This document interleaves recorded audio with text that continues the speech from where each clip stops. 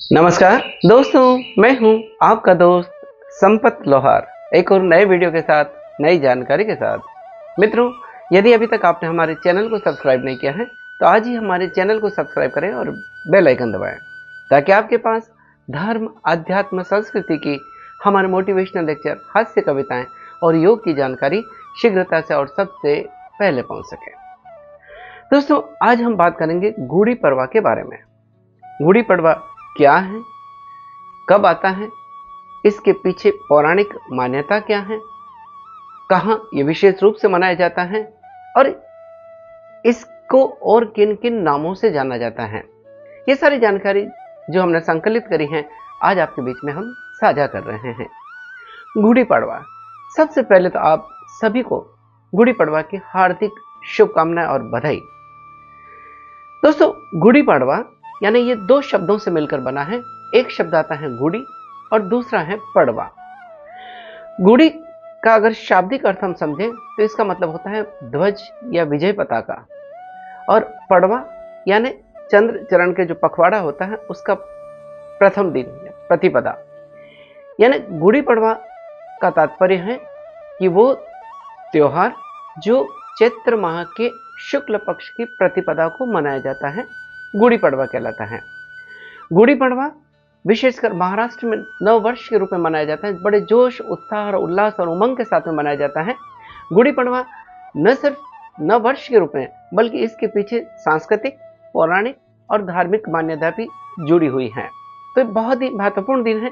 इसको और भी कई नामों से जाना जाता है, जिसे महाराष्ट्र में गुड़ी पड़वा के रूप में मनाया जाता है, जो नववर्ष का प्रतीक है, मराठी नववर्ष का प्रतीक है। महाराष्ट्र के साथ में तेलंगाना है, गोवा है, इत्यादि जगह पर भी गुड़ी पड़वा के रूप में मनाया जाता है।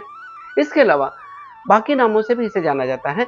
इसी दिन अगर इस ऐतिहासिक दृष्टि से भी हम समझें, पौराणिक दृष्टि से भी समझें, धार्मिक दृष्टि से भी समझें, तो इसको और कई नामों से जाना जाता है।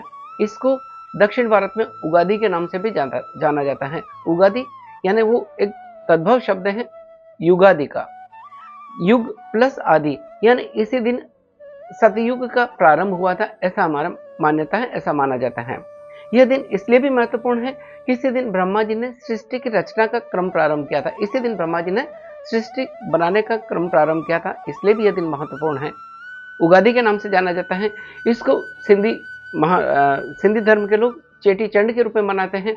इसको असम में बिहू के रूप में मनाया जाता है, कहीं विशु के रूप में मनाया जाता है और नव संवत्सर के रूप में मनाया जाता है, क्योंकि इस दिन महाराजा विक्रमादित्य ने शकों को उन्हीं के देश में जाकर उनको पराजित किया था और उनके विजय के उपलक्ष्य में यह दिन मनाया जाता है। शक संवत प्रारंभ हुआ था, इसलिए शक संवत का पहला दिन भी होता है, यानी भारतीय नववर्ष का पहला दिन है।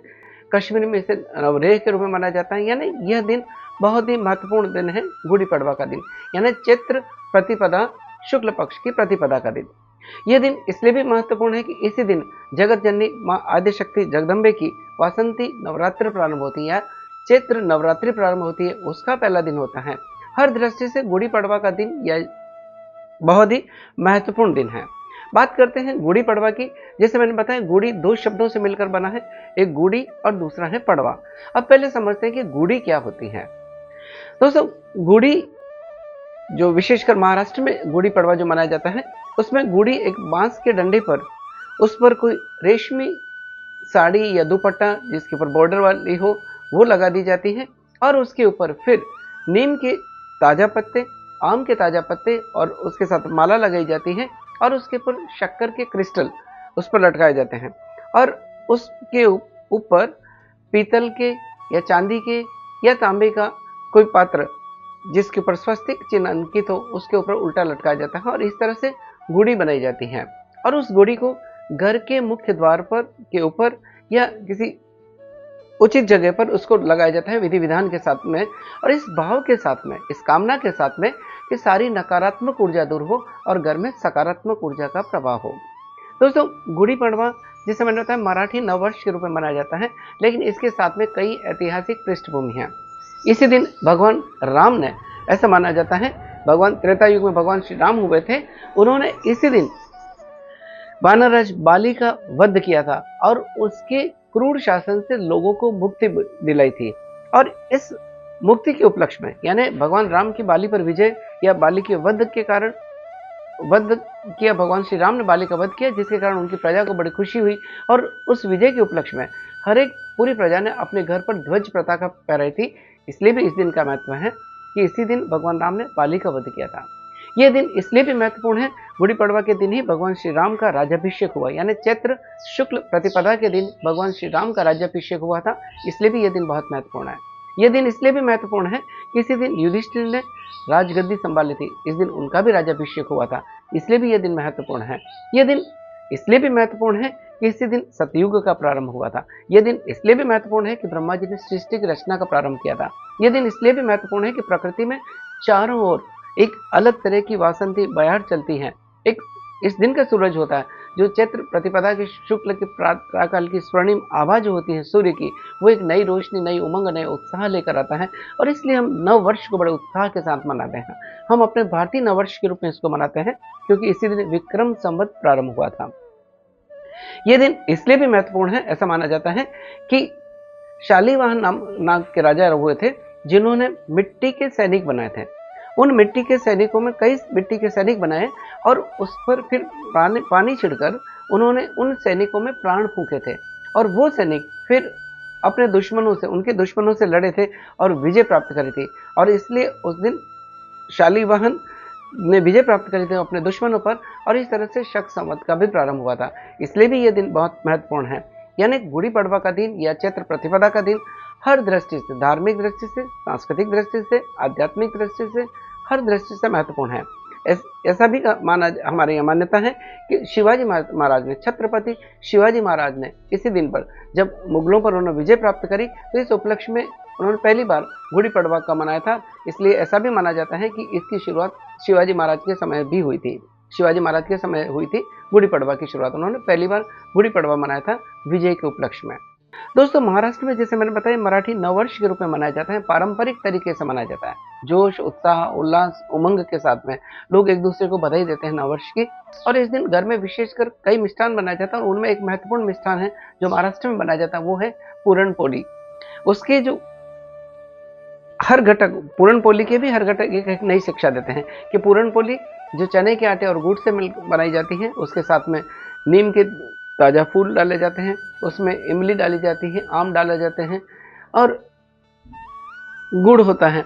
यानी हर चीज़ उसकी अलग अलग एक शिक्षा देती है। जो पूरणपोली जब बनाते हैं तो गुड़ जैसे हमारे जीवन में मिठास का संकेत देता है कि जीवन में हमेशा मिठास बने रहे। नीम के जो फूल डाले जाते हैं, ताज़ा फूल डाले जाते हैं, जो नीम कड़वाहट का प्रतीक है, लेकिन यह भी जानते हैं कि इस दिन जो अगर नीम का सेवन करते हैं तो वो हमारे स्वास्थ्य को वर्धित करता है, स्वास्थ्य को उत्तम बनाता है। तो स्वास्थ्य के लिए भी और जीवन के कड़वे अनुभव को सहने की शिक्षा भी देता है।